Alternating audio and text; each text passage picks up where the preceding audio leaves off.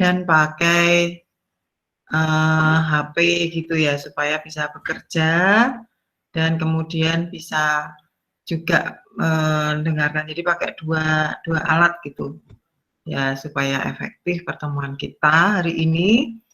Kita akan lakukan goal programming. Tujuannya adalah goal programming, kita lihat algoritmanya, dan kemudian ada contoh penggunaan dengan solver. Begitu, saya sendiri belum menggunakan gitu ya. Jadi nanti kita lihat bersama-sama. Mahasiswa sudah pernah menggunakan solver, kata Bu Lina. Betul, Aryo?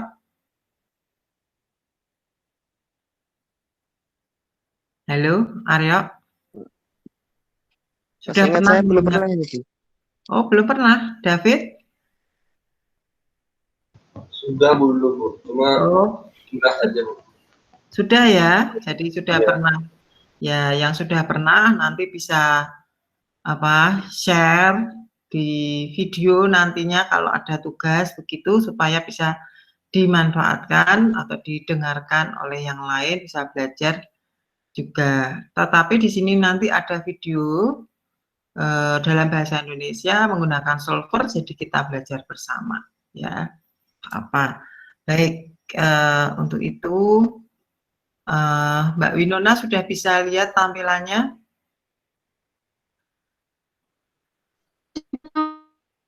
Gambarnya yang gitu doang, Bu. Terputus-putus Mbak Winona. Bisa lihat Word-nya?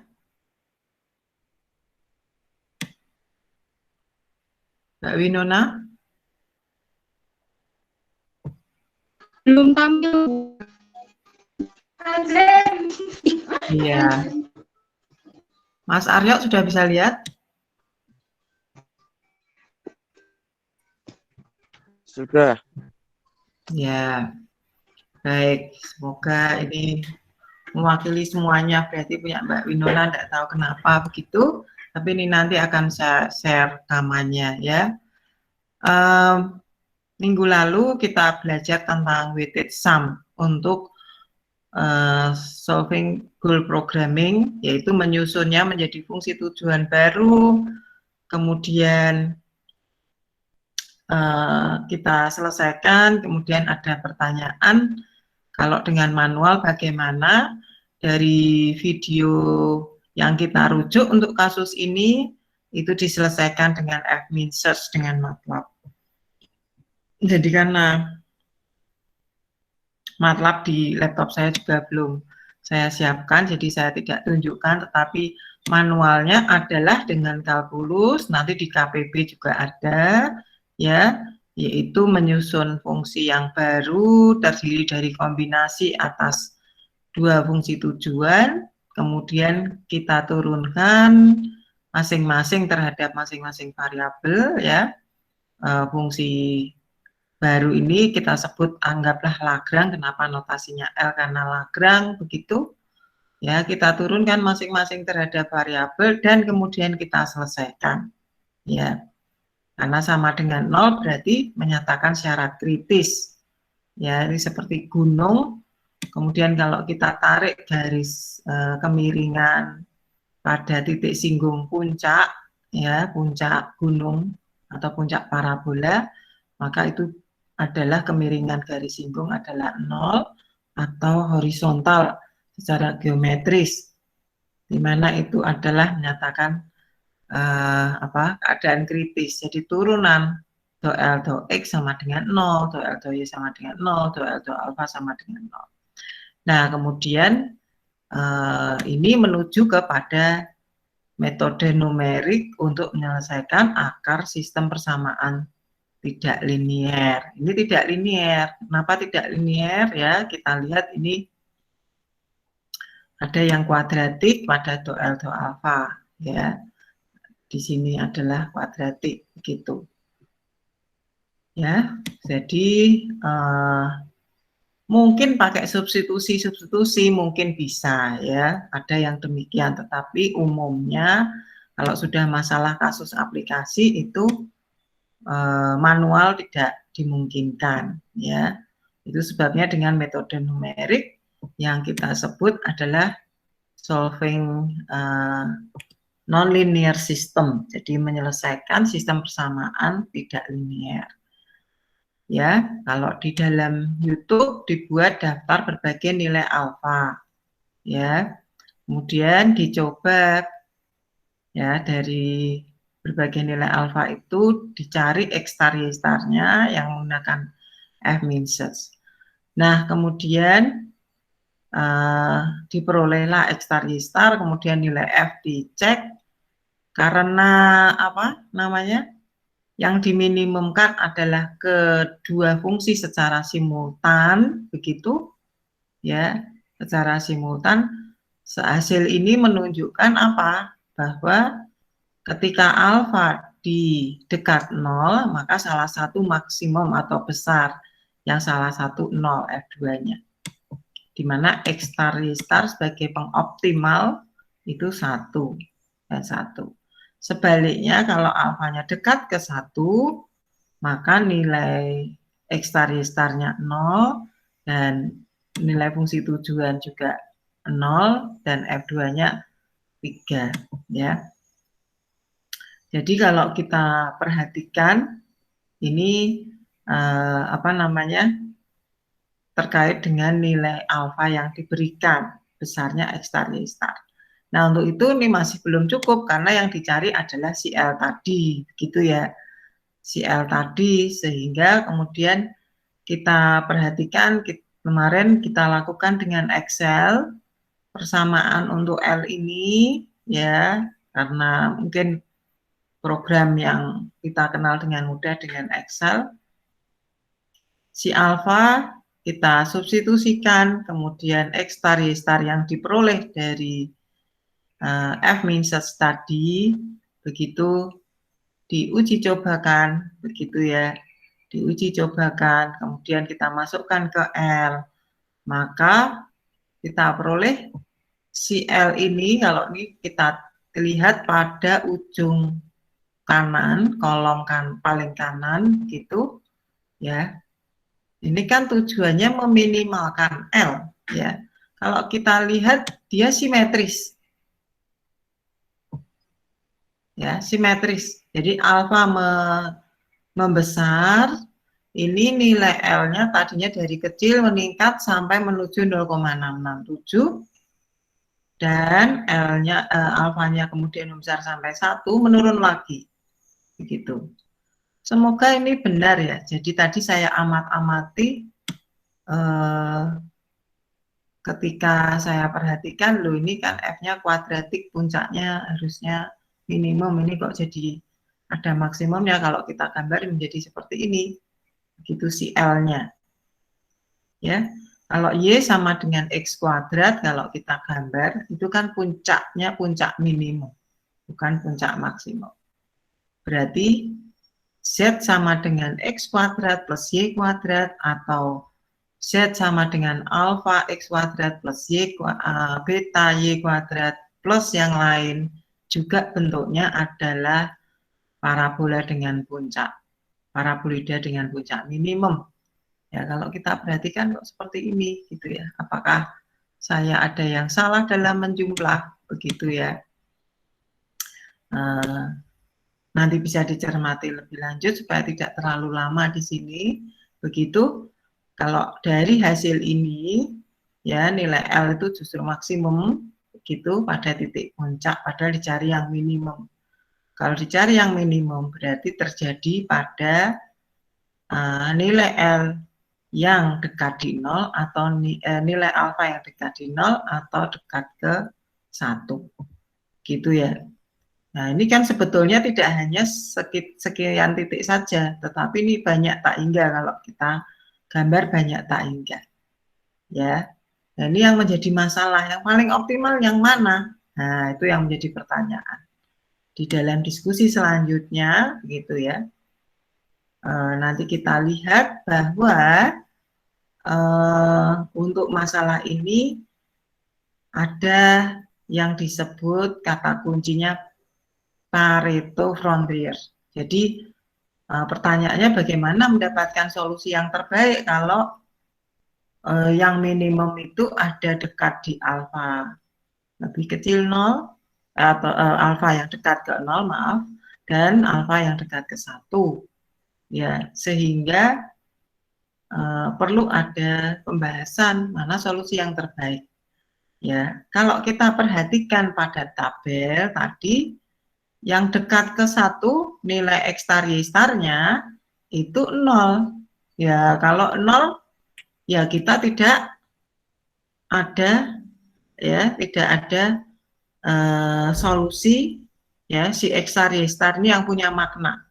Jadi kalau X star Y star ini misalnya itu adalah satuan barang misalnya begitu ya yang kita optimalkan untuk kasus ini. Lalu X star Y star-nya kalau sama dengan 0 secara matematik betul, tapi secara aplikasi tidak benar ya. Jadi di semua kuliah aljabar linier maupun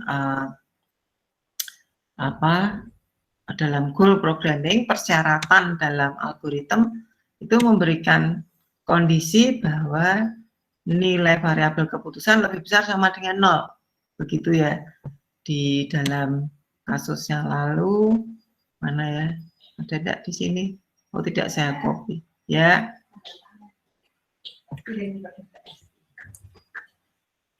Maaf sebentar.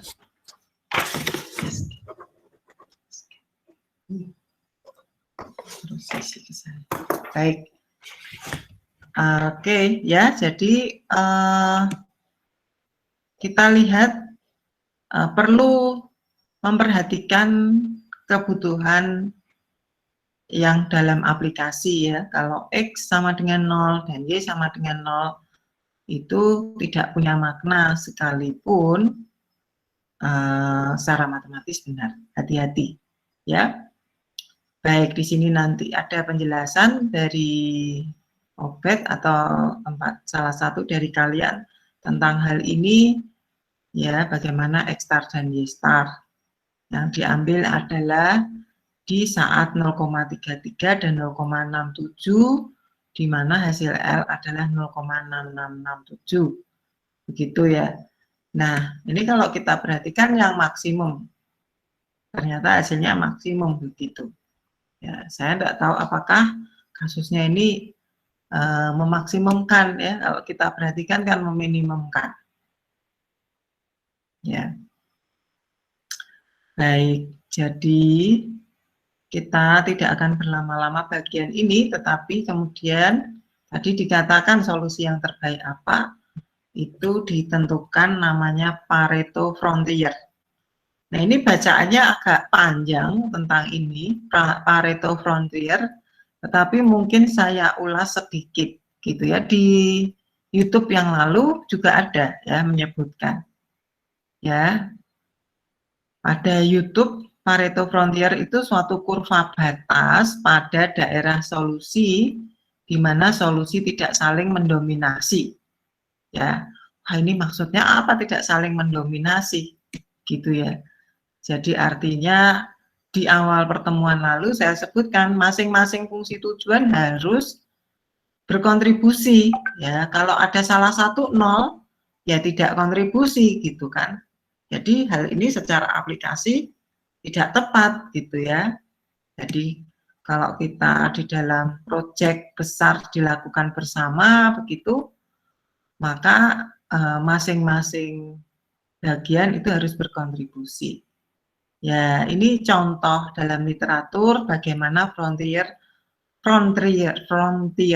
sebagai batas untuk daerah visible dari dua fungsi tujuan yang berpotongan. Ya, ruang visible, ruang di mana variabel keputusan memungkinkan untuk memenuhi kendala, ya, dan tentunya juga diharapkan memenuhi fungsi tujuan. Ya, di sini ada konsep-konsep yang diperkenalkan, tetapi ada pengembangannya. Jadi Pareto Frontier mula-mula yang diperoleh untuk kasus ada dua fungsi tujuan. Kalau pada bacaan di sini yang saya rujuk fungsi tujuannya disimbolkan mu1 dan mu2. Ya, ini karena saya memotong dari jurnal gitu ya. Tetapi dalam kasus kita adalah F1 dan F2. Ya, kalau kita lihat dalam YouTube yang lalu, hal ini juga dijelaskan ada domain ruang keputusan, kemudian ruang solusi untuk fungsi tujuan, gitu ya. Tapi di sini kemudian ruang fungsi tujuan ini itu tujuan yang pertama, nilai fungsi tujuan yang pertama, nilai fungsi tujuan yang kedua, ya. Jadi kalau di sini adalah yang ini ya, F1 dan F2, yes. Ya ini. Kemudian di grafik, begitu ya. Yang ini ya. Nah, gitu. Nah, si alfa itu kan variabel pembantu atau variabel bantu dalam kasus ini karena dia sebagai parameter misalnya, parameter yang muncul karena metode yang digunakan, gitu ya. Kalau di aljabar linear namanya apa? Bukan aljabar linear, program linear adalah variabel slack, gitu ya, slack variabel. Oke. Ya, ini si alfa. Jadi F1, F2 menurut gambar di bawah itu digambarkan gitu ya. Jadi kita coba saja misalnya, jadi idenya seperti itu di Excel ya. Nah, kita coba pasangkan kembali. Stop sharing. Saya misalkan ini nilai F1, F2-nya, saya tunjukkan Excel-nya, ya, window Excel.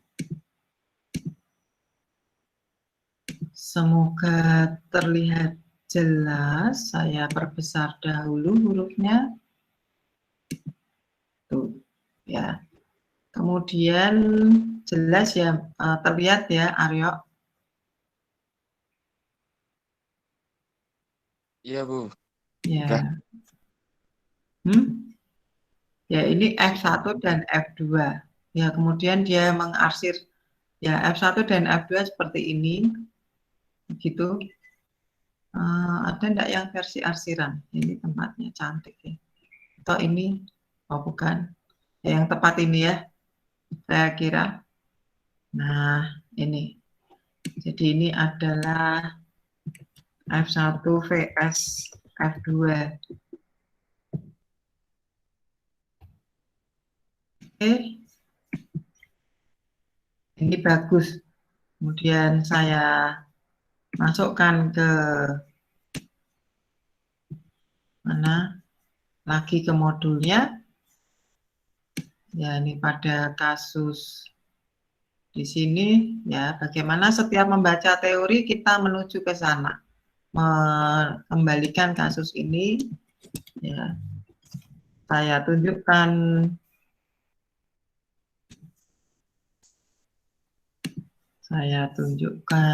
Word. Begitu. Pada kasus contoh 3, kurva Pareto frontier ditunjukkan sebagai berikut ya. Itu ya, di mana mudahnya adalah terlihat ya, Mas Aryo. Terlihat. Ya. Jadi kurva di mana fungsi tujuan yang pertama dan kedua saling berkontribusi di dalam kasus ini gitu ya. Jadi nilai F1 berapa, F2 berapa gitu. Jadi seperti disampaikan, salah satu maksimum ya, yang lainnya minimum dan sebaliknya. F1-nya 3 di sini, F2-nya 0. Di sini 2, 3, F1, 0. Ya. Nah, jadi ini yang menjadi masalah. Kenapa jadi lama? Ya, kenapa jadi lama? Artinya apa? Banyak solusi ya, banyak solusi yang muncul begitu. Nah, dalam bahasa Inggris penjelasannya adalah seperti ini. Yang banyak itu bagaimana? Pareto optimality, a design objective vector mu star. Mu star itu siapa? Yaitu nilai-nilai fungsi tujuan pada kasus ini. Is Pareto optimal, jadi nilai-nilai fungsi tujuan tadi optimal menurut Pareto. Ya, saya belum cek Pareto itu nama orang atau bukan. Sepertinya nama orang. Jika if there does not exist another design objective vector mu, jika tidak ada lagi vektor fungsi tujuan yang lain dalam daerah visible, dalam ruang daerah solusi visible, sedemikian hingga setiap nilai fungsi tujuan, yaitu mu i, itu setiap nilai fungsi tujuan lebih kecil sama dengan mu i star. Jadi karena kan kita ingin ini yang optimal ya. Yang optimal itu harusnya ya yang paling besar di antara yang lain gitu idenya ya di sini. Apakah ini berarti masalah pemaksimuman mestinya ya kalau untuk kasus ini? Untuk semua i ya, untuk semua i dan mu j lebih kecil dari mu j star untuk paling sedikit at least one index, paling sedikit satu indeks ya, salah satu, paling sedikit salah satu lebih kecil dari mu j star. Ya, bahasa matematika ini memang agak sulit untuk dicermati bagi orang kebanyakan ya, artinya orang pada umumnya ya. Ini cara mudahnya tadi yang saya sebutkan bahwa masing-masing fungsi tujuan harus berkontribusi begitu ya. Nah, ini dinyatakan nilainya dalam mu, vektor mu begitu di sini, vektor mu. Jadi daftar F1, F2 itu vektor mu. Nah, masing-masing vektor mu ini kemudian dikatakan memenuhi, salah satunya memenuhi mu star atau secara optimal Pareto optimal kalau Pareto si vektor fungsi tujuan ini paling besar di antara yang lainnya ya. Jadi ini adalah I ini menyatakan banyaknya vektor fungsi tujuan, nilai fungsi tujuan ya. Banyaknya vektor nilai fungsi tujuan karena kita punya ini pasangannya apa pada tabel ini, vektornya adalah apa nih tadi? Oh, 30, 2,24, 0,04, 1,68, 0,14 ya. Ini kan tentunya vektor mu tadi. Ya, begitu. Nah, tentunya kan aneh ya kalau kita lihat di sini vektor itu lebih besar atau lebih kecil ya. Vektor itu diukur besar kecilnya kan dari besarnya ya atau panjangnya ya, begitu ya. Jadi besar vektor itu begitu. Nah, kalau di sini sepertinya ya mu i less or equal to mu i star for all i ya, for all I maksudnya ya. Di sini per komponen wise ya, per komponen dari vektor itukah begitu ya. Kalau kita perhatikan ini per komponen vektor. Kalau kita lihat per komponen itu maksudnya apa? Kita lihat dari tabel di sini.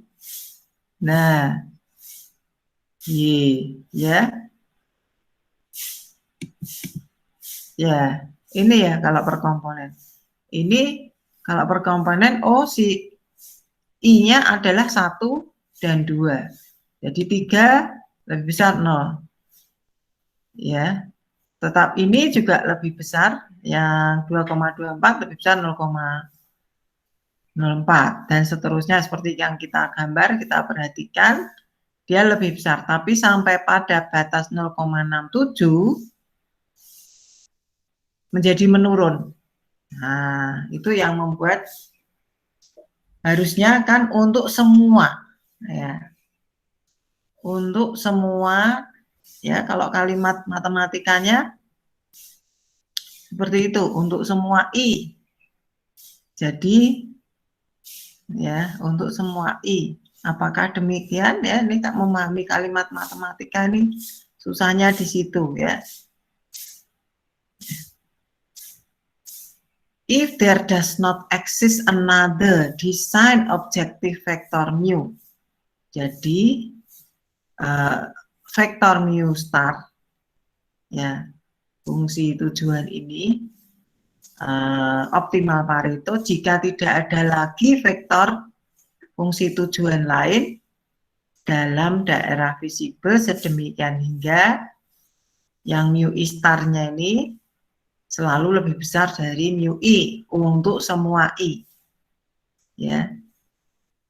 Nah, dan ini yang mengganggu, dan kalaupun ada yang lain, ini paling tidak salah satu J, for at least one index J, itu lebih besar dari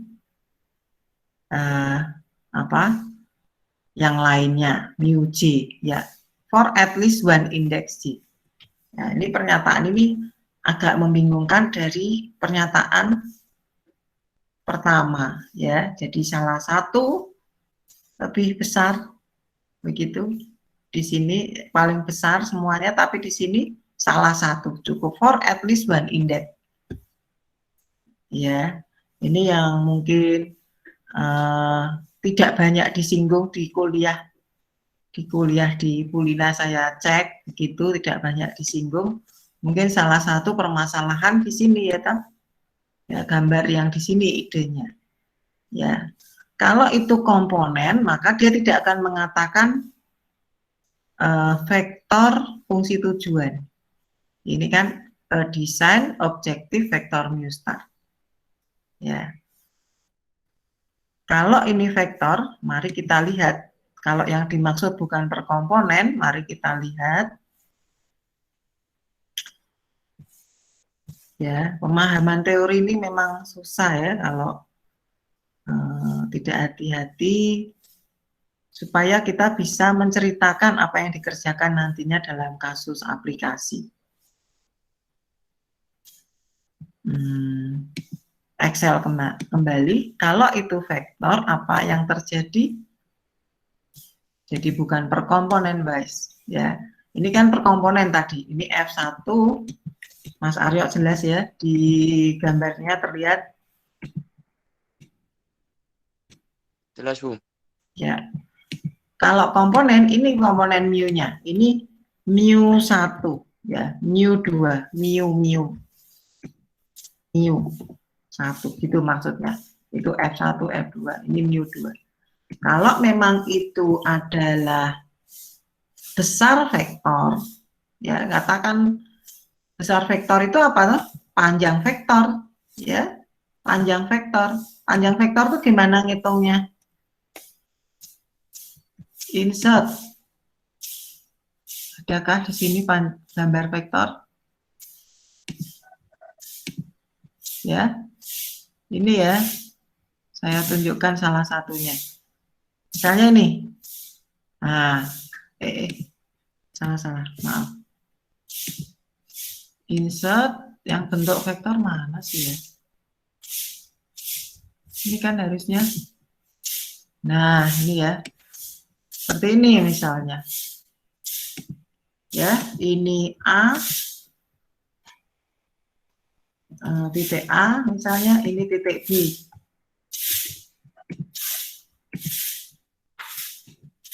Jadi mendalami teorinya. Maka besar vektor adalah apa?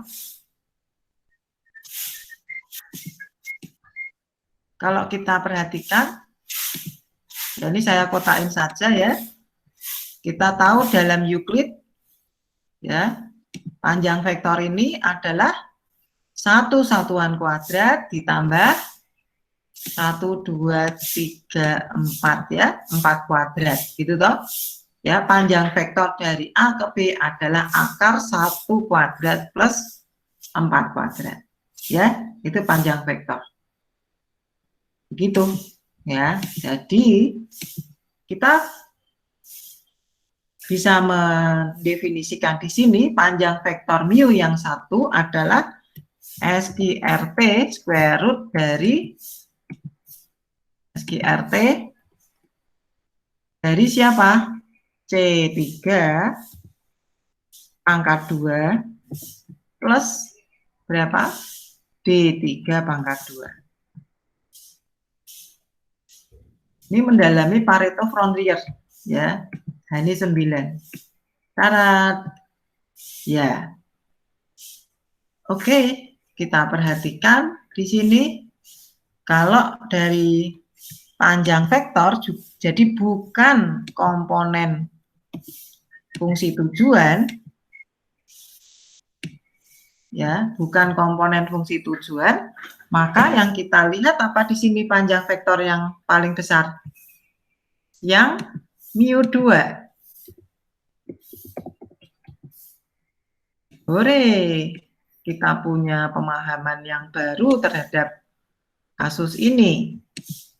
Ya. Jadi kalau pernyataan Pareto optimal itu kita cermati, maka jawabannya yang pertama, ini kok seperti ini. Ada yang salah ya? Oh, salah-salah. Harus apa ini? D3 pangkat 2 ya. Betul. Pangkat 2 di dalam ininya salah. Ya. Jadi akar dari komponen pertama salah. Ya, akar dari komponen pertama ini salah. Ya. Harusnya juga kembali simetris. Nah, kembali simetris toh. Ya kan? Jadi akar dari komponen pertama dikuadratkan ditambah komponen kedua dikuadratkan. Ya toh 3 kuadrat kemudian di akar jadinya 3 yang ini 0 dan seterusnya. Ya. Kita perhatikan begitu lagi-lagi masih yang di salah satu yang harus 0 ya, yang salah satu yang harus 0. Nah, itulah yang kemudian perlu ditoleransi, salah satu kok harus 0. Nah, kalau kita perhatikan di sini pilihan yang maksimum antara kedua fungsi tujuan itu dua-duanya maksimum atau kemarin mahasiswa ada yang bilang rata begitu adalah di sini. Kalau dari gambar tadi ya, dari gambar. Nah, akhirnya kalau kita simpulkan sebetulnya hal ini tergantung pada pengambil keputusan kalau dalam aplikasi. Ya. Apakah adil itu harus selalu sama persis? Ya. Kemarin kalau kita bahas kalau membagi sembako apakah harus sama persis misalnya. Ada yang lebih membutuhkan begitu ya dibanding yang lainnya. Misalnya ya. Jadi dalam hal ini ketika ingin mencapai tujuan yang optimal tidak berarti harus sama persis dalam kontribusi masing-masing fungsi tujuan. Gitu ya. Dalam aplikasi itu adil itu dalam hal ini adil adalah optimal ya. Itu tidak selalu harus rata-ratanya sama. Begitu ya. Misalnya kalau dalam satu RT dalam kasus ini semua dapat sembako begitu ya. Ya, misalnya sama-sama dapat 5 kilo semua gitu. Tentunya sebetulnya tidak optimal bagi yang tidak membutuhkan gitu. Artinya yang bisa mengusahakan sendiri. Begitu juga untuk kasus ini ya. Nah, kita lihat kalau dari sisi panjang vektor masing fungsi tujuan, vektor fungsi tujuan ini masih kembali juga pada kasus yang sama. Bahkan di sini, nah yang bagian ini paling minimal. Ketemu sekarang ya, berarti ya. Diperoleh sekarang, kita lihat, kalau ingin panjang vektornya, yang paling kecil dipenuhi di sini sekarang. Kalau kita gambar, yaitu di bagian yang tengah tadi ya, yang paling kecil. Ya, ini menarik ya, menarik untuk. Nah, oke, ya. Jadi ini benar sekarang ternyata bahwa vektor fungsi tujuan tadi dipenuhi paling kecil ketika di dua fungsi tujuan yang adil ini. Betul ya? Nah, sekarang masuk akal dengan menghitung vektor fungsi tujuan ini. Ya. Nah, ini menarik ya. Jadi kan jadi lebih jelas lagi di sini bahwa vektor fungsi tujuan panjangnya menjadi paling kecil ya ketika kita gambarkan di sini ya. Jadi ini sesuai dengan yang dikehendaki.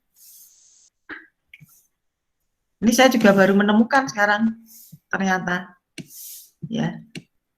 Oh, Pareto optimalnya berarti kalau tadi kan lebih besar ya startnya itu, tapi karena mungkin dalam hal ini di dalam pustakanya adalah masalah pemaksimuman ya.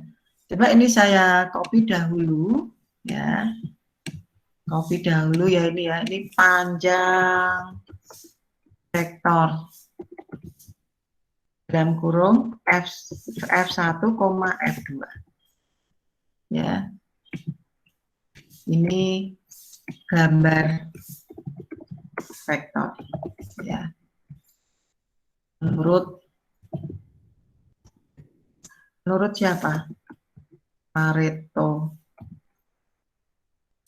optimal tapi untuk minimum. Kalau tadi mungkin mari kita cek nantinya di pustakanya, sudah saya ini ya. Ini kita copy dulu. Saya pasang di sini ya. Memahami teori kecil ini matematika itu susah di sini ya. Bagaimana ditunjukkan di dalam untuk kasus contoh 3. Untuk kasus contoh 3 dicari panjang vektor fungsi tujuan ya, vektor yang terdiri dari F1, F2 ya. Fungsi tujuan tidak vektor, tetapi kita menyusun vektor fungsi tujuan, paham ya? Jadi fungsi tujuannya skalar. Kemudian kita gambarkan di sini, salah. Stop sharing. Saya gambarkan Excel-nya pada sini supaya perkembangan kita belajar untuk kasus ini terlihat ya. Saya bagikan kembali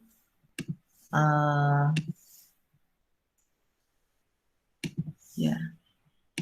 Menariknya memahami ini susah ya kalau tidak dengan gambar, kalau hanya kata-kata saja.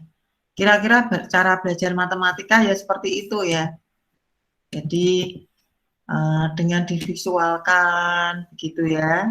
kemudian dicermati kalau itu tentang maksimum minimum, mana yang paling besar. Ya, baik, ini oke. Sebagaimana yang saya sampaikan, sekarang yang jadi masalah apa? Kita sudah peroleh ini yang minimum menurut kondisi optimal di 0,947523, yang berarti benar yang dimaksud oleh Obed kemarin milih 0,67, 0,67 F1, F2, di mana berarti X-star-nya 0,33 dan 0,67 ya. Dan itu terjadi pada alfa berapa? 0,5. Kemudian pertanyaannya, yang menjadi masalah apa? Yaitu di sini menurut Pareto optimality itu adalah di sini panjang vektor fungsi tujuan maksimum, tapi di sini yang kita peroleh minimum, ya, paling minimum. Jangan-jangan Pareto optimalnya ini didesain untuk yang kasus pemaksimuman, ya. Mari kita cek di pustaka yang saya tuliskan di sini. Wah, bahas seperti ini ya. Ini Pareto optimality kelihatan ya.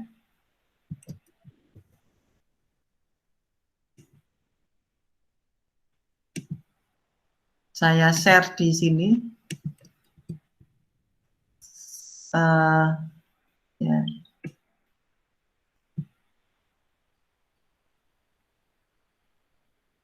Download full text atau payah nih.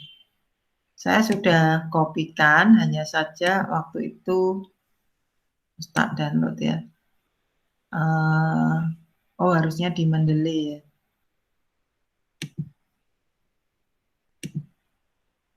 Bentar.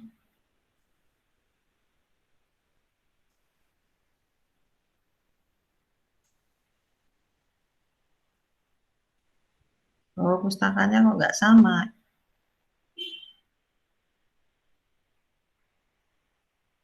Pustakanya tidak sama ya. Yang di sini.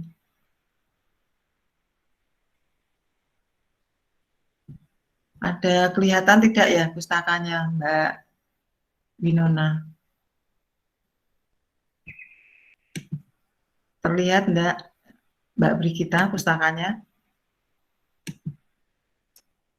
Nggak terlihat, Bu. Ya, coba saya cek. Ini terlihat? Sempat terlihat, tapi keluar lagi tadi. Oh, bukan.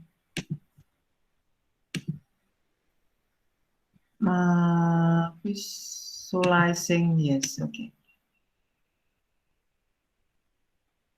Ini ya. Ini kok beda ya, yang dirujuk dengan yang digambar beda. Saya lupa. Decision map, ya ini. Jadi sederhananya yang jadi masalah apa? Karena terdapat banyak solusi yang mungkin, ya. Bahkan tak hingga banyak pada kurva kandidat optimal tadi yang kita gambarkan, ya. F1, F2, begitu pasangannya. 3 objective function, ini 3, kalau kita gambarkan 3 di sini. Kok enggak? Ternyata kok salah yang saya lihat ya. Yang di pustakanya ternyata kok enggak sama. Pareto Frontier Concept. Pareto Frontier. Coba kita cari sebentar ya. Saya ingin supaya tuntas. Pareto Frontier. Ya, berarti nanti bagaimana kalian menjelaskan apa yang dipelajari, ya, itu seperti ini, kira-kira ya, berkembang sendiri gitu ya. European, ya sepertinya ini.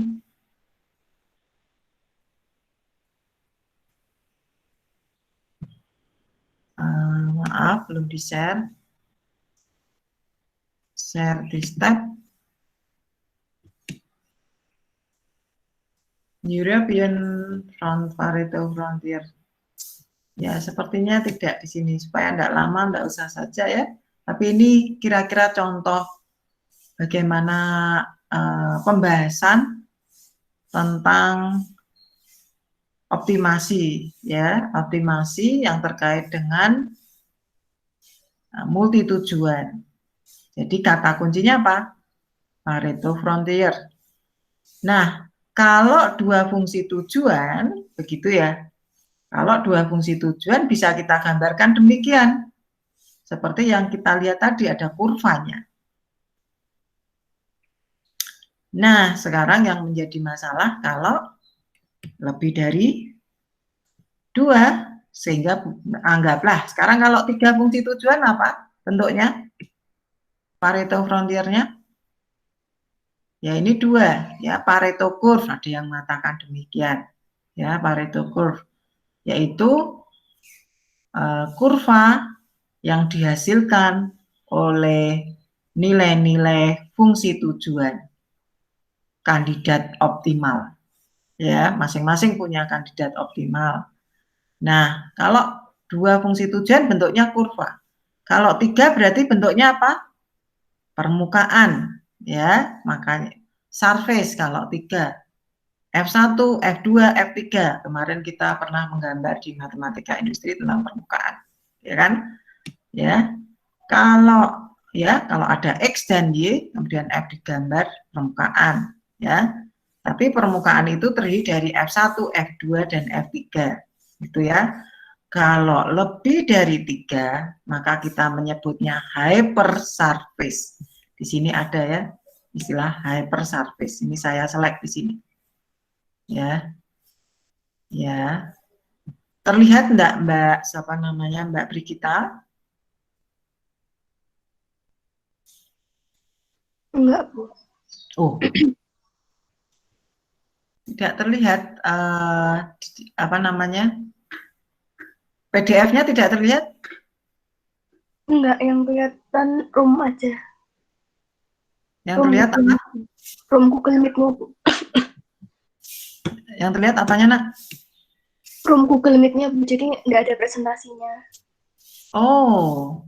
Wait. Maaf. Saya ulangi. Tab. Science Direct.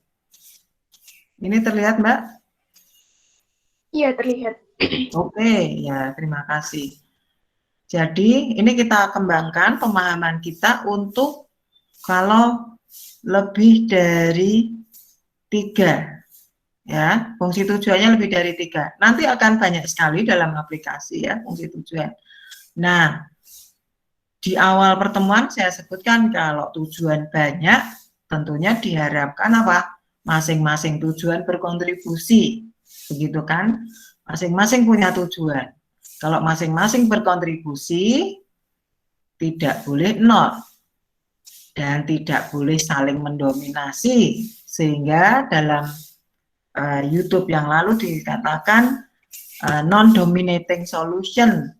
Terus dicarilah yang saling tidak mendominasi, jadi non-dominated sorting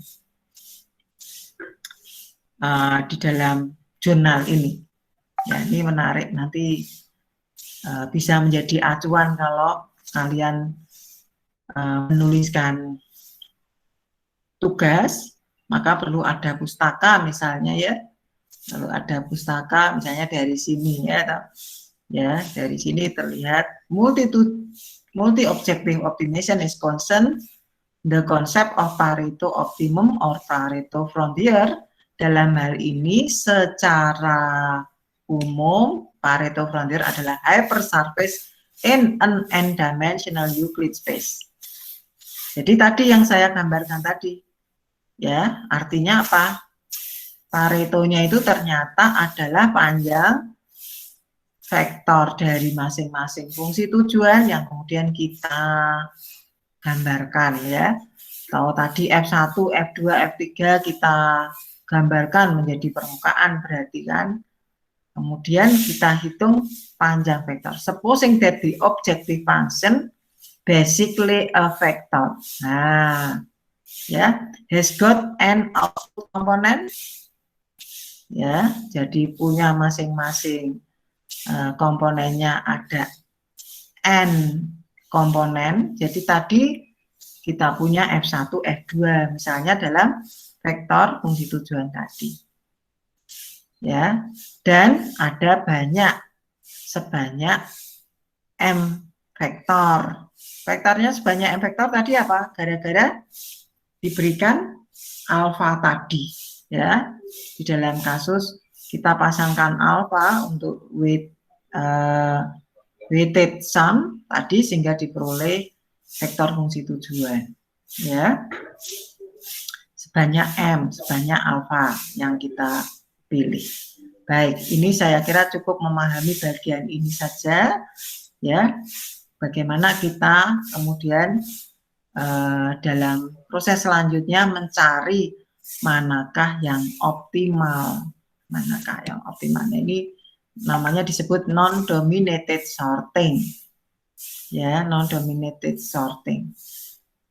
Oke, nah ini kalau kita perhatikan, ya, disusun. Saya belum membaca ini, tetapi kira-kira itu cara mengembangkan, ya, mengembangkan. Saya kira ini menarik untuk dipahami karena inilah basicnya, dasarnya teori yang terkait dengan optimasi multitujuan, ya, yaitu dengan goal programming. Nah, goal programming ini kita menyusun tadinya apa toh? Ada berbagai fungsi tujuan, ada yang lebih kecil sama dengan atau tidak boleh lebih besar dari, ya, atau paling sedikit sama dengan berapa, atau harus memenuhi sama dengan berapa. Itu berbagai tujuan tadi, ya, yang kita ambil dari goal programming untuk kasus-kasus pada umumnya. Kemudian pada goal programming disusun apa? Deviasi atau toleransi positif maupun toleransi negatif. Artinya lebih sedikit, kurang sedikit, begitu ya. Saya kembalikan untuk melihat bagaimana kasus goal programming pada awalnya, ya, sekilas gitu, sebentar. Untuk apa? Nantinya bagaimana kita mempelajari dengan mencari solusinya secara numerik. Ya, ini tadinya ada, terlihat ya Mbak PowerPoint-nya? Iya, Bu. Ya, tadinya metode grafik. Metode grafik itu idenya apa sih? Hanya dua variabel keputusan saja, baru bisa digambar. Yang kedua, ketika menggambar dengan metode grafik, kita coba-coba geser begitu ya. Dipersilakan untuk mencoba ya. Ya, digeser-geser gambarnya begitu, jadi merubah trial and error untuk nilai eta maupun rho, ya, trial and error. Nah, sederhananya begitu. Tapi ini lagi-lagi masih sangat teoritis, ya kan? Dalam aplikasi tidak bisa digambar demikian, ya, sehingga perlu ada teori yang umum untuk bisa mendukung bagaimana mencapai optimasi. Teori umumnya bagaimana? Yaitu dengan melihat Pareto frontier, gitu ya sederhananya.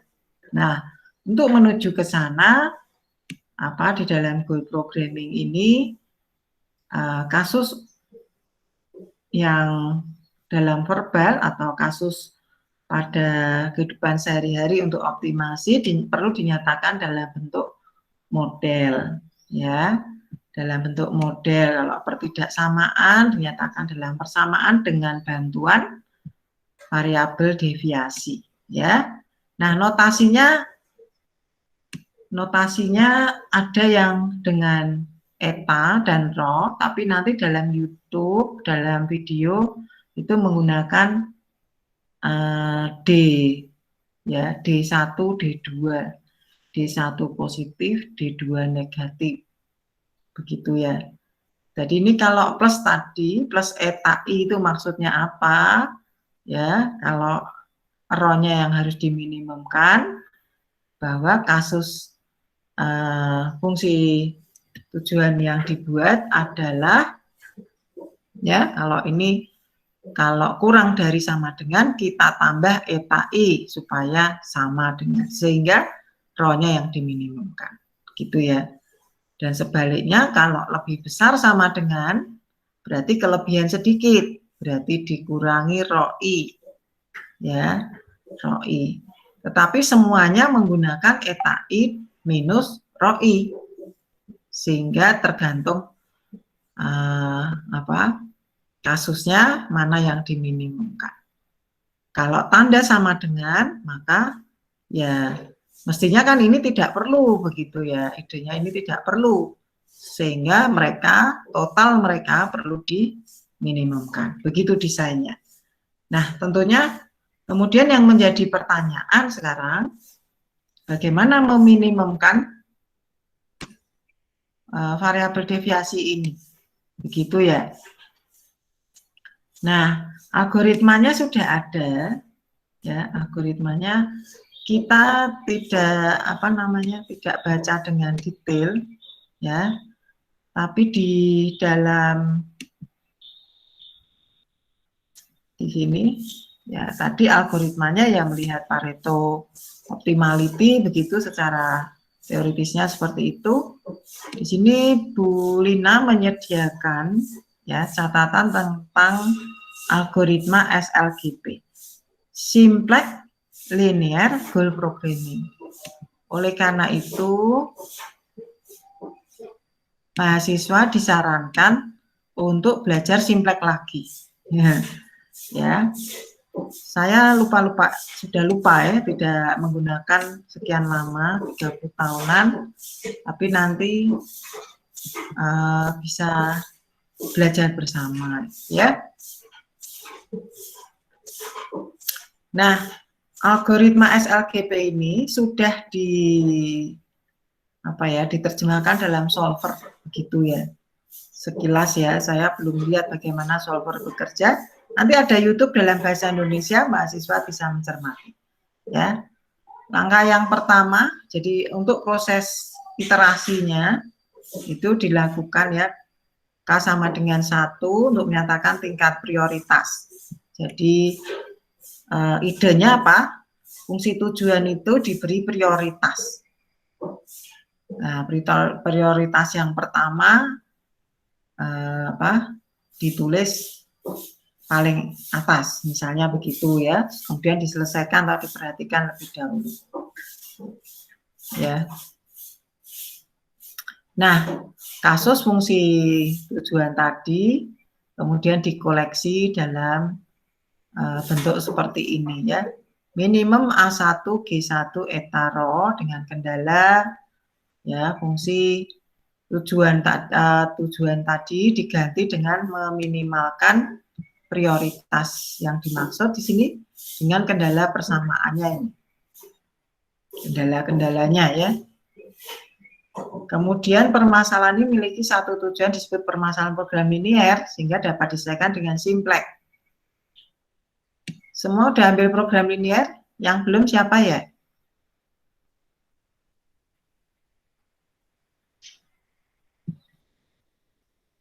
Mbak Brigita sudah ambil program linear? Sudah. Ya, enggak apa-apa kalaupun lupa, tapi ternyata ini sangat penting untuk bisa memahami algoritmanya nanti. Selesaikan permasalahan program linear yang berkaitan dengan prioritas K, berarti tadi di K sama dengan 1, menggunakan algoritma atau program komputer yang sesuai. Ya, program komputer yang sesuai itu apa toh? Misalnya di situ ada solver, Kalau di catatan saya menggunakan aljabar sistem persamaan linear kita selesaikan, gitu ya. Solusi optimal untuk permasalahan ini dinotasikan dengan Astarka. Astarka ini adalah nilai optimal dari goal yang ke K, ya, tergantung dari eta dan rho. Kemudian iterasinya dilakukan, lakukan langkah 7. Jika K lebih besar K besar, lakukan langkah 7. Ya. Langkah 7-nya di sini ya. Solusi vektor X* yang dihasilkan oleh model program linear terakhir merupakan vektor optimal untuk model program linear multitujuan. Ya, jadi idenya begini nih, kenapa toh langkah 4 ini? Jika sama dengan K plus 1, jika K lebih besar K besar itu siapa? K besar itu adalah maksimum iterasi kalau untuk kasus ini. Ya, saya mau melakukan iterasi, gitu ya, idenya. Sepertinya demikian. Nah, kalau iterasi maksimumnya sudah dipenuhi, ya langsung dianggap optimal, gitu. Ya, ini kurang bagus sebetulnya. Ya, kalau saya melihatnya kurang bagus karena hanya tergantung banyaknya iterasi, gitu ya. Mungkin perlu diralat juga dengan memperhatikan nilai fungsi tujuan itu bagaimana, itu panjang vektor tadi, ya. Nah, langkah berarti jika belum memenuhi, maka langkah 5 membentuk model program linear hampir sama untuk prioritas ke K selanjutnya. Ya, ini berarti untuk minimalkan AK, GK, eta, rho dengan kendala sasaran seperti ini. Kemudian langkah ke-6, kembali ke langkah 3, yaitu lakukan program linear lagi. Jadi kalau dalam kasus program linear, itu kan hanya satu fungsi tujuan, tapi terdiri dari beberapa kendala. Kalau di sini ada beberapa fungsi tujuan dengan beberapa kendala, gitu ya. Ya kan, beberapa goal. Nah, sederhananya fixkan goal yang diprioritaskan, kemudian kendalanya dipenuhi, kemudian kembali untuk memperhatikan prioritas berikutnya, ya. Kemudian bagaimana kendalanya dipenuhi atau tidak, demikian seterusnya. Sampai solusi vektor X* yang dihasilkan model program linear terakhir merupakan vektor optimal untuk model program linear multitujuan. Ya, jadi simplex linear goal programming. Nah, untuk kasus ini, pada kasus contoh 3 yang kita bahas tadi, ya, nampaknya tidak bisa diselesaikan dengan cara yang ini sekalipun alurnya hampir sama. Kenapa? Ya, karena simplex linear itu hanya untuk fungsi tujuannya linear. Ya, yang linear. Tadi kan tidak linear tadi. Ya, tidak linear. Begitu. Ya, jadi apa bedanya? Ya, untuk kasus yang tadi dengan di sini, yang tadi itu tidak linear, di sini kasus linear. Ya. Tetapi sama-sama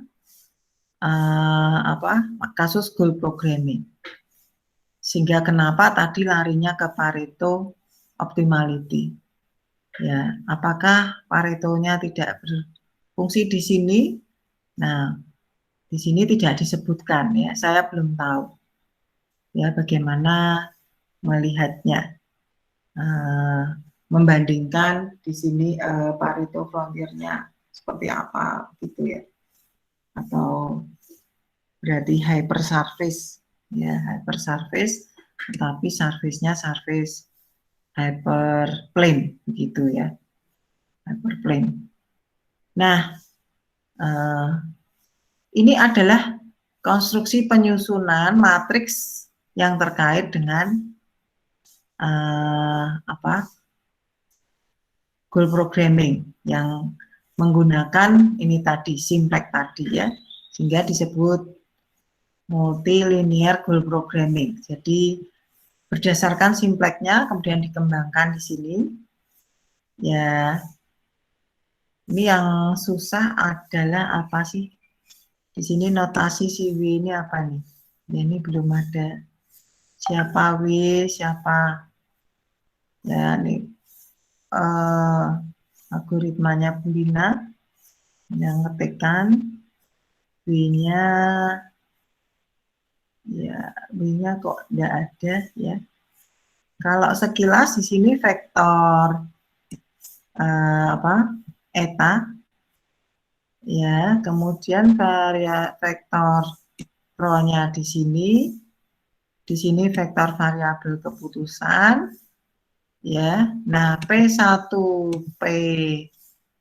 PK sampai P1 di sini PK sampai dengan P1 itu adalah apakah?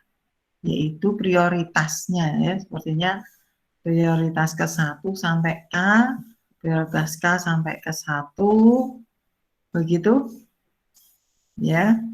Kemudian Y ini adalah hasil-hasil iterasinya, sepertinya begitu ya. B ini adalah yang ruas kanan dari model yang dibuat, programming yang dibuat, begitu. Sedangkan si R ini apa ya? Di sini tidak ada penjelasannya, ya. Nah, jadi menyusun tabel awal, hitung baris indikator untuk prioritas 1, K sama dengan 1, inisialisasinya, kemudian kondisi optimalitas, periksa setiap elemen pada baris indikator K yang bernilai RKS. Ini adalah yang disebut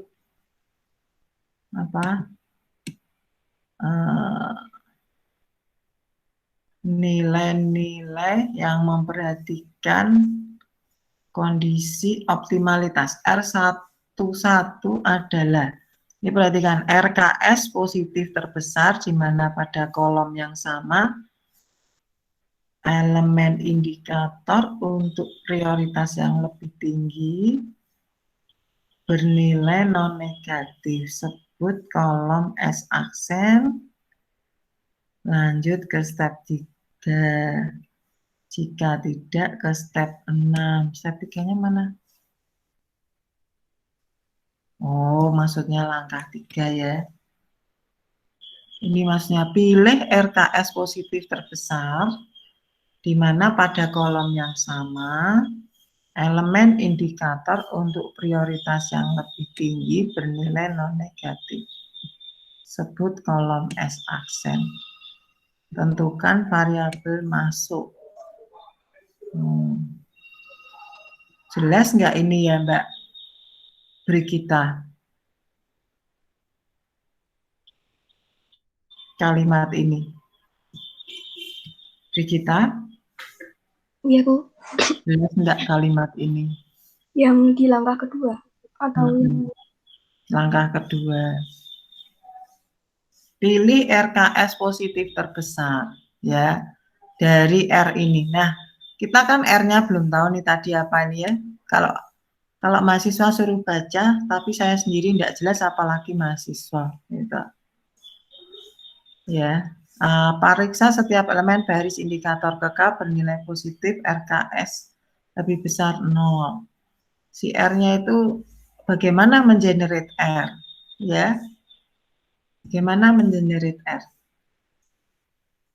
Saya stop dulu bagian ini, nanti kita menuju ke matriksnya seperti apa sih yang harus disusun, ya. Ini idenya, kalau mau disusun matriks kan seperti ini ya harusnya ya. Diktatnya tidak mudah dibaca ternyata, saya tidak bisa baca. Ya. Ya. Oke, ya ini ya. Misalnya di sini ini saya modul 4. Terbaca, terlihat Mbak Brigita? Bisa lihat word-nya di sini? Aryo, bisa lihat? Bisa, Bu. Ya. Kita perhatikan ya contoh ini ya. Bagaimana bentuk matriks yang dimaksud oleh algoritma tadi ya. Kalau tidak diberi kasus, mungkin tidak dipahami ya. Ada kasus yang dipelajari yang pertama seperti ini ya kemarin. Oh maaf, ini 10, 26, dan 6 ya. X1 plus X2 plus eta 1 min rho 1 meminimalkan rho 1. Ya, kenapa meminimalkan rho 1? Karena di sini kasus semula yaitu X1 plus X2 lebih kecil sama dengan 10 gitu ya. Di sini X1 plus X2 minimalkan eta 2 berarti lebih besar sama dengan 26 ya. X1 plus X2 lebih kecil sama dengan 6. Yang mana tahu itu? Yaitu di kasusnya Bu Lina. Yang ini ya. Nah ini. Di diktat. Karena ingin gambar dengan grafik gitu ya. X1, X2 itu. Seperti ini. X1 plus X2 plus rho 1. Jadi kenapa kok yang diminimalkan rho 1? Menurut leksikografik ya, ini berarti semula adalah X1 plus X2 lebih kecil sama dengan 10 gitu ya. 2X1, oh ini salah nih saya. Ya, 2X1 plus X2, 26 min X1. Berarti 2X1 plus X2. Nah, 2X1 plus X2 ya. Terus min X1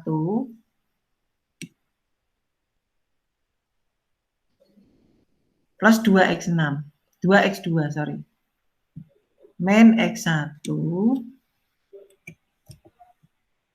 2X2 ya. Ini 6.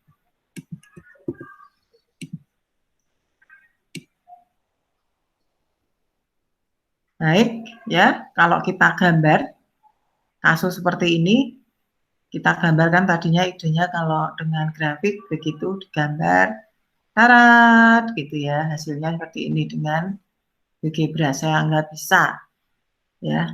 Ini lihat ya, area yang putih itu justru area di mana mereka tidak pernah bertemu. Yang satu lebih kecil sama dengan, yang satu lebih besar sama dengan, yang satunya lebih besar sama dengan. Ya, kalaupun bertemu hanya di antara dua ini. Itu ya. Yang satu tidak. Sehingga kenapa menjadi masalah? Ya. Area asiran masing-masing ketidaksamaan tidak terasir menunjukkan area yang tidak bisa dipenuhi ketiganya. Ya. Kalau dipilih solusi titik potong ABC, maka salah satu grafik tidak dipenuhi. Sehingga menjadi masalah optimasi, yaitu memberi toleransi deviasi. Nah, itu yang dibahas di algoritma yang tadi yang dibaca. Kalau saya tulis dalam bentuk matriks untuk kasus ini, ya, ini di sini kita kopikan. Kasus yang dipelajari adalah ya seperti ini. Maka dalam sistem persamaan linear ini terdapat dua peubah keputusan, tuh ya, X1, X2, dan 6 variabel tambahan. Kalau di dalam program linear disebut variabel slack. Kalau dalam goal programming ini variabel deviasi. Ya, boleh menyebutkan parameter deviasi juga boleh. Ya, dari penyusunan pertidaksamaan menjadi persamaan. Nah, kalau kita susun dalam matriks seperti dalam algoritma tadi, supaya bisa kelihatan sistem persamaan linearnya yang mana, itu kita menyusunnya tentunya terdiri dari AX sama dengan B. Ya, matriksnya seperti itu. Ya, ini perlu dirapikan. Ini ada X1, X2, eta 1, rho 1, eta 2, rho 2, eta 3, rho 3. Nah, di buku yang lain atau di video yang lain, dia langsung rho 1, rho 2, rho 3, eta 1, eta 2, eta 3. Atau maksud saya adalah misalnya D1 positif semua, D2 positif, D3 positif, ya. Jadi deviasi yang positif-positif dulu, kemudian baru deviasi yang negatif dulu, dan seterusnya. Nah, konstruksinya harus konsisten, tergantung dari bagaimana Anda menulis atau menetapkan, supaya jawabnya nanti tidak keliru. Ini saya tulis jenderal, ini sebetulnya tidak ditulis, ya, dikosongkan. Maka ini adalah koefisien dari masing-masing variabel tadi. Ya, koefisien pada baris 1. Fungsi tujuan yang pertama, X1 1 ya. Oh, terus tadi yang kedua adalah 2 1 ya, 2 dan 1. 2 dan 1, terus di sini adalah min 1 dan di sini 2. Ya, ini sedangkan eta dan rho ini 1 min 1 0 0 0 itu yang pertama. Yang kedua adalah 0 0 1 min 1. Kemudian yang ketiga adalah 0 0 0 0 0 1 min 1 ya. Ini perlu dirapikan tadi saya ngerapikan kok bolak-balik seperti ini, terselek semua gitu ya. Jadi biasanya tidak masalah, tidak tahu kenapa. Ya, supaya mahasiswa bisa mencermati begitu matriksnya yang dimaksud tadi. Yang dimaksud. Nah, untuk itu perlu dicatat si X1-nya di mana, rho 1D perlu ditandai dalam algoritma tadi yang disebutkan. Nah, kalau ini kita punya sistem persamaan linear, AX sama dengan B. Ya, kalau tidak ada urusannya optimasi, saya pilih X yang terbaik dengan mengalihkan A transpose AX sama dengan A transpose B. Ya, dan ini pun sebenarnya optimasi, yaitu meminimalkan error yang terjadi dari hasil X yang diperoleh. Caranya ya seperti ini ya. Ini kalikan A transpose, kemudian baru X adalah seperti ini dan diselesaikan. Sejauh A transpose A itu invertible ya. Seringkali tidak punya inverse sehingga perlu teori yang lebih panjang. Nah, untuk itu yang bagian terakhir bagaimana menyelesaikan seperti algoritma yang diusulkan Bu Lina dalam diktat yang tadi. Ya, saya bersyukur nih ada YouTube dengan ini. Ya, sehingga dan itu dalam bahasa Indonesia. Jadi mahasiswa bisa memperhatikan sehingga saya tidak perlu buat lagi. Gitu ya. Jadi kenapa saya buat video di YouTube supaya nantinya saya juga bisa merefleksikan apa yang sudah saya ajarkan. Yang pertama, yang kedua bisa digunakan untuk pihak lain. Baik, untuk itu saya share bagaimana menggunakan bagaimana menggunakan solver. Ya, jadi dari konstruksi matriks tadi masuk dalam solver. Nah, sebentar. Cancel, yaitu harusnya share tab.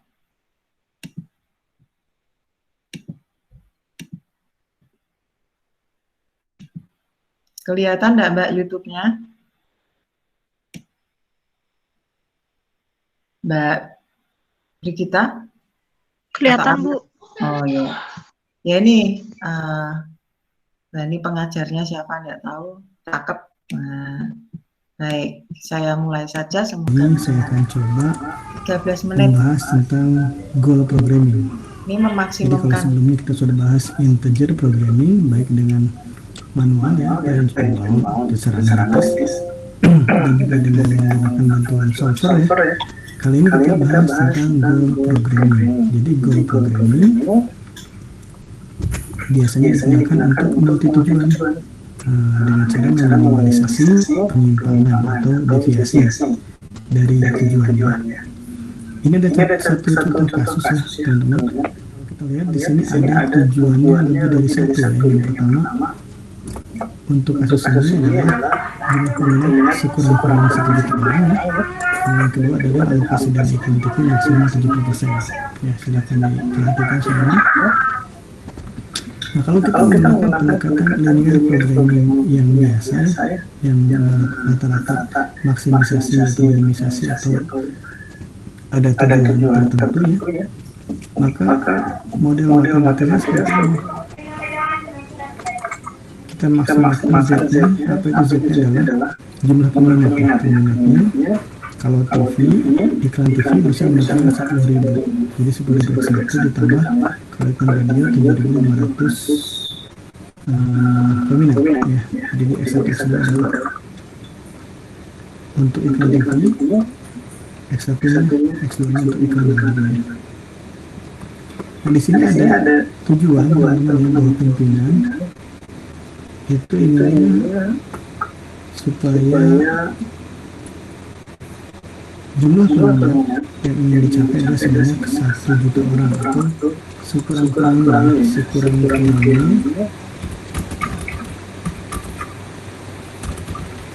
Jadi kalau di model matematis kan seperti ini ya, jadi lebih besar dari sama dengan 1 juta orang. Tapi ingat di sini juga adalah bahwa pimpinan menetapkan tidak lebih dari 70% dana dialokasikan pada TV. Berarti kita bisa membuat constraint-nya di sini bahwa untuk iklan TV itu X1 itu kurang dari sama dengan 70.000 dolar ya di sini. Jadi ada dana 100.000 dolar. Dana 100.000 dolar di sini. Nah, kalau dengan LP, linear programming yang biasa, modelnya seperti ini ya, memaksimalkan Z, tapi karena dia sudah menyebutkan di atas 1 juta orang ya, dan ini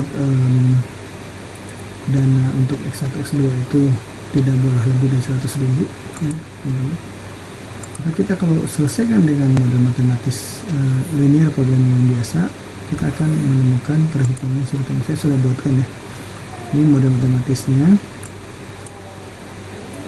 Kemudian ini model solvernya ya, saya sudah buatkan rumusnya semuanya, Anda bisa cek. Ini untuk bisa video yang lebih detail tentang bagaimana menggunakan solver, Anda bisa lihat di video saya tentang integer programming dengan menggunakan solver ya. Jadi kalau kita lihat seperti ini ya, kalau kita ingin selesaikan dengan solver, di sini solvernya sudah saya setting seperti ini, di solve, maka solver couldn't find a feasible solution ya, jadi tidak ada solusi yang layak sebetulnya ya. Karena kalau kita cek hasilnya, meskipun di sini dihitung tidak ada hasilnya, tapi kita lihat di sini pencapaian tujuannya itu ternyata tidak mencapai 1 juta ya, jadi tidak layak gitu. Oleh karena itu kita butuh pendekatan goal programming. Jadi goal programming ini kita mulai dari mana? Kita buat dulu model. Jadi model goal programming kita buat dulu di sini. Nah, pada goal programming ini karena tujuannya itu tadi ada 2 ya. Berarti kita tujuan dari goal programming adalah meminimalkan penyimpangan dari tujuan. Jadi dalam model goal programming ini ada 2 tujuan ya di sini. Jumlah peminat sekurang-kurangnya 1 juta orang dan alokasi dana iklan TV maksimal 70%. Kalau dibuatkan model matematisnya dengan model goal programming akan muncul variabel baru yang disebut dengan variabel penyimpangan atau variabel deviasi ya, D plus dan D minus. Di tujuan dari goal programming adalah meminimalisasi dari variabel penyimpangan ini, makanya muncul seperti ini. Ini kenapa ada D1 plus D1 minus sampai ke D3 plus D3 minus ya. Pertama, kita lihat di sini teman-teman ya, bahwa kendala tujuannya ada dua ya, kendala tujuan sesuai dengan tujuan di sini ya. Nah ini kan nilainya tidak boleh minimal 1 juta ya, jadi sekurang-kurangnya 1 juta. Jadi di sini ada variabel penyimpangan. Seandainya nilainya itu kurang dari 1 juta, maka dia akan ditambahkan ya. Ada plus dengan D1 minus. Jadi kalau kurang dari pencapaian tujuan, maka akan ditambahkan dengan D1 minus di sini. Di urutan D1, D2, D3 ini urutan nomor dari kendalanya ya. Jadi kendala kan D di nomor 1 disebutnya D1. Ini D2, D3 gitu. Kalau lebih dari 1 juta akan dikurangkan dengan D1 plus, tapi kalau kurang dari 1 juta akan ditambahkan dengan D1 minus ya. Kalau D2, kalau D plus itu pasti dikurangkan, kalau D minus pasti ditambahkan gitu ya. Contoh di sini nih, kalau nilai X1 tambah X2 itu dana ya, total dana itu lebih besar dari $100.000 ya, maka dia akan otomatis akan dikurangkan dengan apa? Dengan D2 plus. Ya, tapi kalau nilainya kurang dari 100.000, maka karena dia menyimpang dari 100.000, maka dia akan ditambahkan dengan D2 minus. Ya. Gitu kan di sini. Ya. Tujuannya adalah, nah ini sebenarnya kendala sistem karena dia tidak disebut dalam tujuan. Ya. Nah, sebenarnya kendala sistem. Kalau kendala tujuan berarti yang disebutkan di tujuan. Nah, X1 atau di sini adalah dana alokasi untuk TV ya, itu kan tidak boleh lebih dari $70.000. Berarti jika dia melebihi dari $70.000, maka dia harus dikurangkan dengan D3 plus. Tapi jika dia kurang dari 70.000, maka dia akan ditambahkan dengan D3 minus gitu ya. Jadi muncullah kemudian di sini dalam variabel itu bukan hanya variabel standar atau variabel keputusan X1 X2, ada juga kemudian variabel penyimpangan. Ada 6 di sini variabel penyimpangannya. Setiap kendala itu memiliki 2 variabel penyimpangannya. Oke. Jadi di sini value-nya kita buat ini model solver nih. Model solvernya di sini saya sudah buatkan. Anda kalau sudah paham dengan solver, Anda akan paham apa yang saya buat di sini. Jadi di persamaan tujuan sini, maksud tujuan sudah tidak ada lagi X1 X2 ya. Yang ada adalah variabel penyimpangan yang harus kita minimalkan. Jadi 0 nilainya, sedangkan ini saya isi 1 gitu. Ya. Di sini di kendala tujuan yang pertama yang ada variabel penyimpangan ini, yang ini 0 ya. Di depan di sini yang ada adalah yang D2, D1 dan D3 0. Di sini yang ada adalah D3 ya. Nanti tinggal buatkan di sini formula ya. Kemudian setelah itu ini adalah nilai dari semua variabel baik yang standar ataupun yang penyimpangannya. Oke, jadi kita sekarang ke solver. Ke solver ini saya sudah buatkan solvernya. Ingat, ini diminimalisasi ya penyimpangannya. Oke, ini saya sudah masukkan semuanya di sini, yang formula itu sudah saya masukkan di sini. Nah, kita solve sekarang. Nah, solve found solution ya. All constraints and automatic condition are satisfied. Jadi sudah terpenuhi layak. Kita lihat di sini hasil. Di sini didapat bahwa jika Anda ingin mendapatkan nilai, ini kan sekurang-kurangnya 1 juta. Ya, 1 juta. Ini terpenuhi ya, sekurang-kurangnya 1 juta. Kemudian alokasi dana TV juga tidak lebih dari 70%. Ya. Di sini pun tercapai. Ya. Dananya pun 100.000 sama dengan yang tersedia di sini. Ya. Nah, cuman muncul di sini adalah angka 10.000. Itu adalah 10.000 ini adalah hasil dari yang Z ini. Jadi Z yang dihasilkan adalah sebesar 10.000. Ini sudah minimal ya. Nah, kita harus maknai apa sih 10.000 di sini. 10.000 di sini pun muncul dari sini. Ini. 10.000 di sini. D2 itu berarti milik yang ini. Kendala tujuan dana ya, alokasi dana. Jadi muncul D2 plus 10.000. D2 plus berarti terjadi apa? Kelebihan. Jadi penyimpangan tujuan dana yang semula 100.000 ini tambahkan yang 10.000 jadi 110.000. Jadi untuk bisa tercapai kondisi ini ya, dana yang 100.000 itu kurang ya. Sebenarnya harus 110.000. Jadi penyimpangannya di dalam dana ini. Jadi X1 tetap 70.000 ya, alokasinya hasilnya 40.000. Artinya apa? 70.000 ditambah 40.000 adalah 110.000 ya. Tidak lagi 100.000 ya.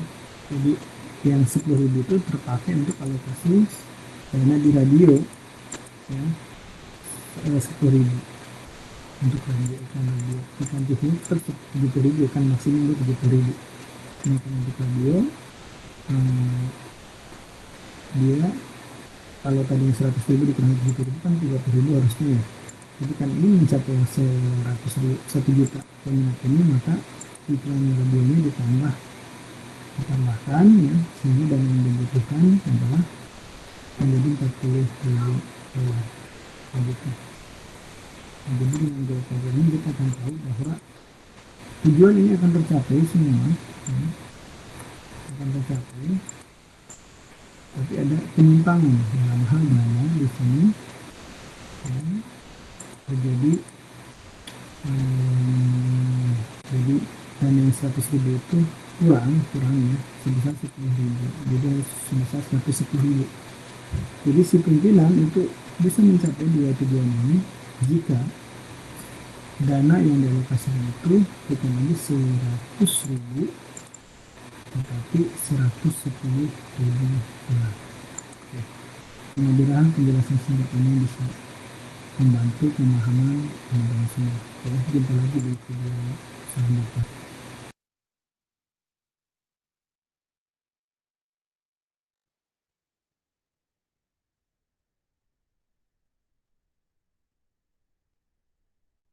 Ya, nampaknya suaranya kurang begitu jelas ya dari videonya, tapi mungkin nanti bisa menuju ke video yang bersangkutan untuk bisa memperhatikan kembali.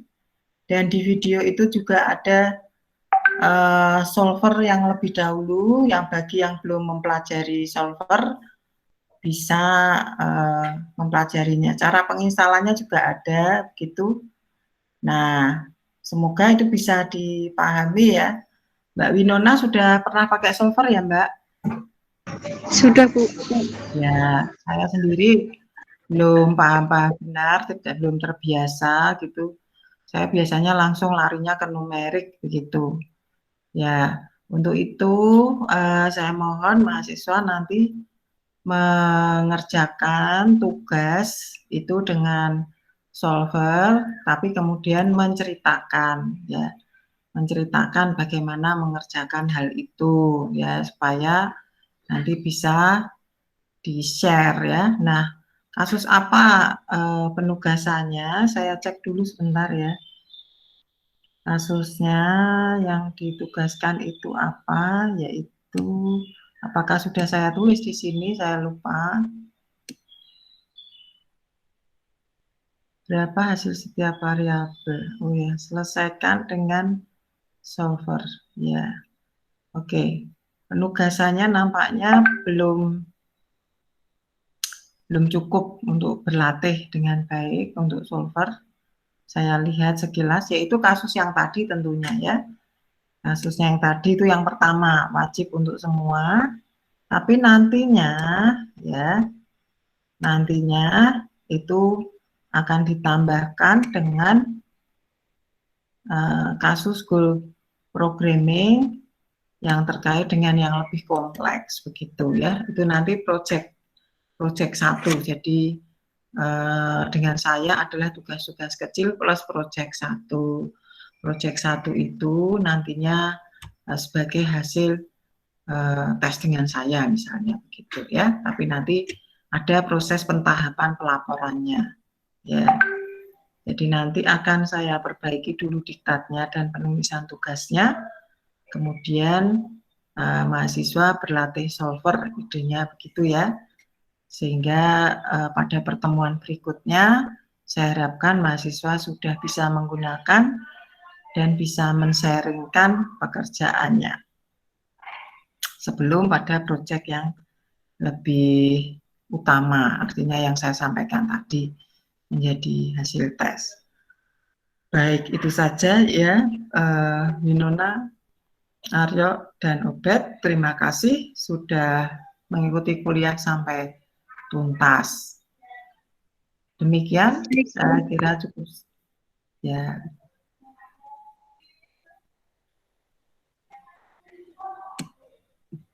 Terima kasih, Bu.